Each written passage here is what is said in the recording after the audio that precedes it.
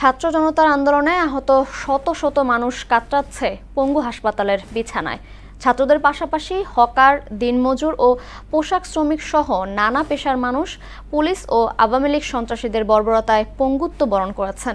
স্বৈরাচার বিরোধী আন্দোলনে পঙ্গুত্ব বরণ করলেও কষ্ট নেই কারো। দাবি একটাই, হাসপাতাল ছাড়ার পরই যেন কর্মসংস্থানের ব্যবস্থা করে সরকার। আরও জানাচ্ছেন ওবায়দুল হক মারুফ। স্বৈরাচারী সরকারের পেটোয়া বাহিনী ও পুলিশের নগ্ন হামলায় গুলিবিদ্ধ সহ নানাভাবে আহত হয় হাজারো মানুষ। এদের মধ্যে এখনও শত শত রোগী কাতরাচ্ছে পঙ্গু হাসপাতালের শয্যায়।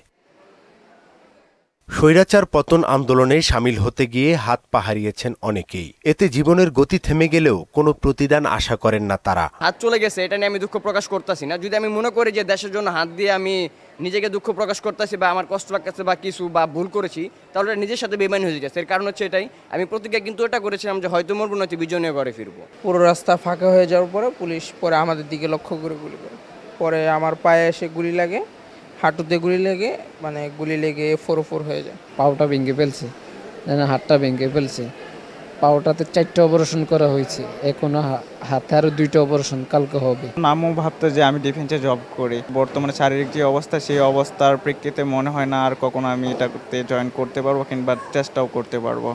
সরকারি বাহিনীর হামলার প্রতিবাদে রাজপথে নেমে আসে সাদ, আলী হাসান এবং মুরসালিন, যারা বাবা মায়ের একমাত্র সন্তান। এদের মাথায় একটাই চিন্তা, আর কি এগিয়ে চলা সম্ভব হবে? একটা পানে এখন আমি কাজ করব কিভাবে? একটা দোকান করে খাওয়ার ইচ্ছা ছিল, তা বাবাও দিনমজুর, বাবা তো দিতে পারবে না। হোটেলের দায়িত্বে অর্ধেক রাস্তায় আমার গুলি মারছে পুলিশে। অন্যায়ের প্রতিবাদ করতে গিয়ে অঙ্গ হারালেও কষ্ট নেই তাদের। এজন্য কারো দয়াও ভিক্ষা করছেন না তারা। বৈষম্য বিরোধী ছাত্র আন্দোলনে যুক্ত হয়ে স্বৈরশাসনের পতন ঘটাতে গিয়ে যে সমস্ত বীরেরা আহত হয়েছেন বা পঙ্গুত্ব বরণ করেছেন, তারা এর কোনো বিনিময় চান না। তবে তাদের পরিবারের দাবি, তাদের ভবিষ্যতের জন্য যেন সরকার তাদের জন্য কর্মসংস্থানের ব্যবস্থা করে দেন। ওবায়দুল হক মারুফ, মোহনা সংবাদ, ঢাকা।